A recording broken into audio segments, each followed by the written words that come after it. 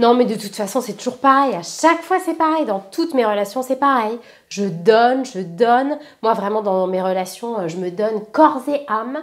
Mais en fait, je suis la seule à donner et il n'y a jamais de retour.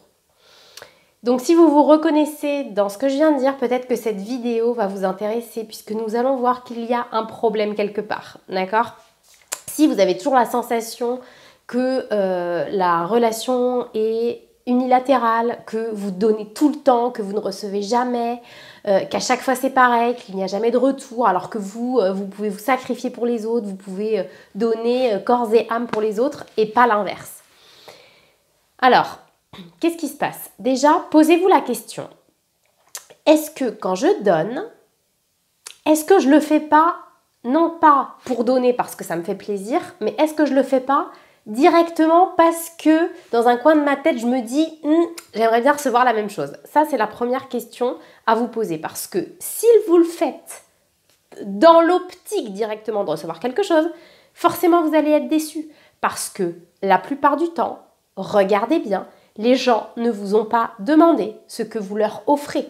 Donc en fait, vous leur offrez des choses, mais la plupart des gens dans ce style de relation-là ne vous ont rien demandé. D'accord? Donc forcément, eux, ils se disent pas, mais attends, je lui suis redevable et du coup, je vais devoir faire un truc pour elle ou pour lui. D'accord? Et puis, la deuxième chose, c'est, posez-vous la question, est-ce que quand vous faites quelque chose, vous le faites profondément parce que vraiment vous avez envie de le faire, auquel cas vous le faites pour vous, d'accord? Mais si vous le faites pour vous, ça veut dire qu'en donnant de l'amour, par exemple, ou en faisant à manger, ou je ne sais quoi d'autre, eh bien en fait, vous vous donnez de l'amour à vous et à l'autre, mais ça vous fait plaisir à vous. Donc du coup, dans ce cas-là, vous n'allez pas être dans l'attente vis-à-vis de l'autre, puisqu'en fait, vous vous êtes donné quelque chose à vous. Vous voyez ce que je veux dire? Et du coup, c'est dans ce cas-là, en fait, que vous n'allez jamais être déçu. Et puis aussi, posez-vous la question, est-ce que quand je fais quelque chose, je ne le fais pas un petit peu parce que je me sens obligée ou parce que je me dis que dans une relation, c'est ça qu'il faut faire ou alors qu'il faudrait que je fasse ça pour faire plaisir à l'autre. Et à partir du moment où il y a cette espèce d'effort, cette espèce d'action, parce que sinon, vous vous sentiriez coupable de ne pas le faire ou alors cette sensation d'être obligé de le faire. Et bien forcément que vous n'allez pas vous respecter en faisant ça.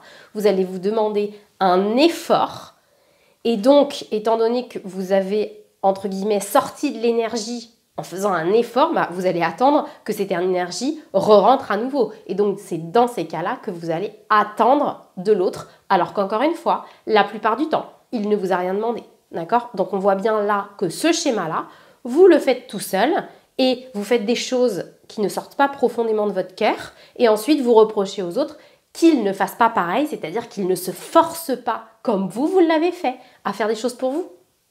Mais si tout le monde ne faisait que ce que son cœur lui indique, il y aurait beaucoup moins de problèmes.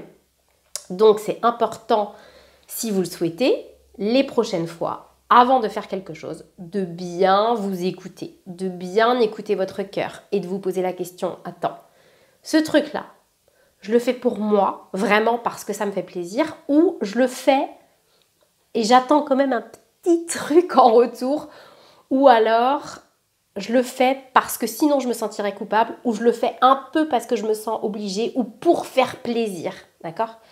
Non, faites-vous plaisir à vous et tout se passera très bien. Parce que souvent dans les relations, il y a beaucoup, c'est un peu caricatural, mais il y a beaucoup de femmes qui se sacrifient, qui font des choses, qui se forcent à faire des choses, et du coup qui reprochent à leur homme de ne pas faire la même chose pour elles en fait.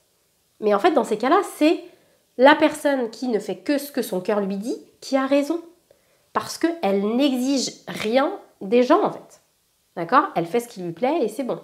Donc tout ça pour dire que c'est vraiment important de ne faire que ce que profondément votre cœur vous dit, ce que vous avez envie de faire vous, d'accord? Ça peut paraître égoïste, mais en fait tout le monde va y gagner dans la relation, puisque si vous ne faites que ce que vous avez envie de faire, eh bien vous n'allez pas être aigri, vous n'allez pas lancer des petits pics, vous n'allez pas faire payer l'addition à votre mec ou à votre nana à un autre moment parce que oui, vous ne vous êtes pas respecté et du coup vous êtes un peu aigri à l'intérieur de vous. Vous voyez ce que je veux dire? Donc c'est vraiment important de vous écouter.